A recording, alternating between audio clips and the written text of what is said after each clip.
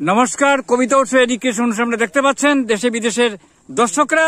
আজকে আপনাদের কাছে আমি উপস্থাপন করছি উত্তর পূর্ব ভারতের অর্থাৎ দক্ষিণ আসামের একজন সাংস্কৃতিক ব্যক্তিত্ব সোমেন হোম চৌধুরী। তিনি নানান কাজের সঙ্গে জড়িয়ে রয়েছেন এবং আজকে জয়া ফাউন্ডেশন যে একটা উদ্যোগ নিয়েছে ইতিবাচক কাজের, সেই সঙ্গে তিনি জড়িয়ে রয়েছেন। বা আম্রপলি সাহিত্যপথের সহ সম্পাদক, তিনি কবি এবং গবেষক কৌস্তম চৌধুরীর ভাই এবং শ্রাবণীর তার ভাইগনার সেই সাংস্কৃতিক ব্যক্তিত্বের কিছু কথা আমরা শুনতে যাই। আজকে এই মুহূর্তে তিনি দাঁড়িয়ে রয়েছেন আম্রপলি যেটি সম্মাননা দিয়েছিল সেই সভাস্থলে এবং জয়া ফাউন্ডেশনে যে উদ্যোগ নিয়েছে সেই সভাস্থলে। আমি তাকে কিছু কথা বলার জন্য অনুরোধ জানাচ্ছি সম্মানীয় সোমেন হোম চৌধুরীকে।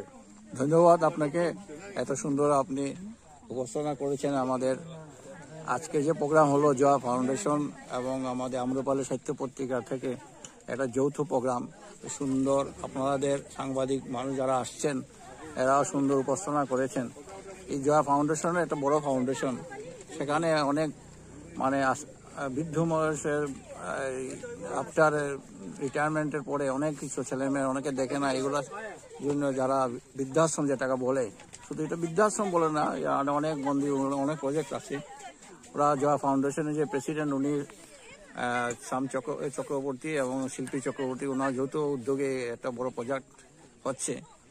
আর আম্রপালি সাহিত্য পত্রিকা সহ সম্পাদক হিসাবে আমি এটাই বলতে চাই, আমার দিদি ডক্টর শ্রীমতী কস্তুরী হোম চৌধুরী, ওনার আপ্রাণ চেষ্টায় আম্রপালি পত্রিকা যেভাবে সমাজে দুস্থ প্রজেক্ট এবং আমাদের গরিব সমস্ত মানুষকে নিয়ে যাতে একত্রিত করা যায় সেই উদ্দেশ্যে নিয়ে উনি এই পত্রিকাটা করেছেন।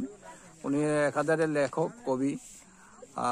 আমি তো আর কবি লেখক নেই, কিন্তু সাংগঠনিক ক্ষমতার দিক থেকে আমি এগুলো দেখাশোনা করি।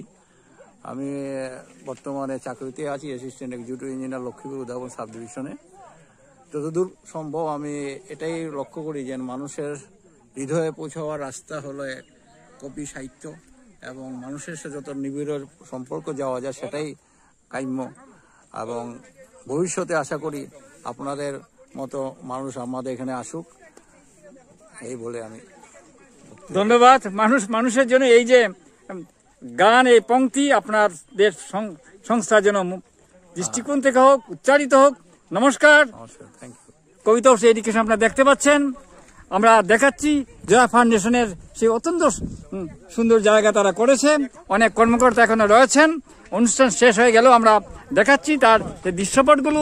এত সুন্দর প্রাকৃতিক পরিবেশে এটা গড়ে উঠেছে, এত মনোরম দৃশ্যাবলী চতুর্ধারে রয়েছে। আমি নমস্কার।